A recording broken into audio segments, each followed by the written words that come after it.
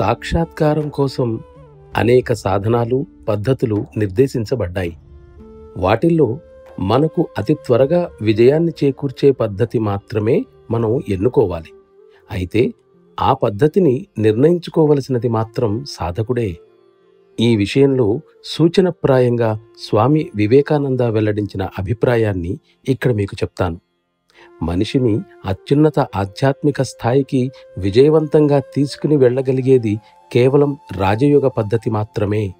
అంతేకాక ప్రాణాహుతి ద్వారా తన అంతరంగిక శక్తులను వినియోగించగల సమర్థత కలవాడు మాత్రమే మార్గదర్శకునిగా లేదా గురువుగా ఉండడానికి అర్హుడవుతాడు.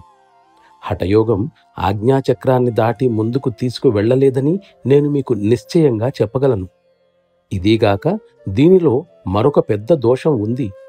హఠయోగంలో మనం శారీరక వ్యాయామాలతో మొదలుపెట్టినప్పుడు మనం చేసే భౌతిక ప్రయత్నాల వెనక నేను అనే భావన చిట్టచివరి వరకు ఉండనే ఉంటుంది.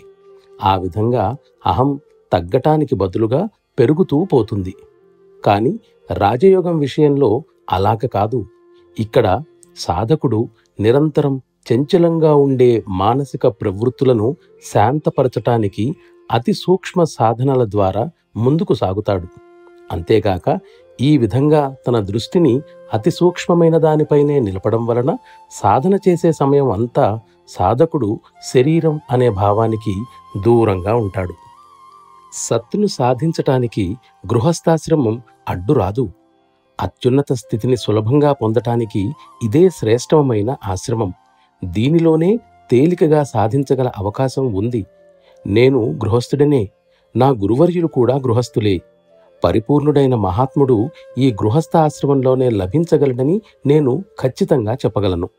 మనం మన బాధ్యతలను నిర్వర్తిస్తూ కూడా ఆయనను పరతత్వంగా స్మరిస్తూనే ఉంటాం. కానీ కర్తవ్యాన్ని నిర్వహించటమే దైవాజ్ఞగా మన మనస్సులో భావించినప్పుడు ఇది దైవారాధనగా మారుతుంది.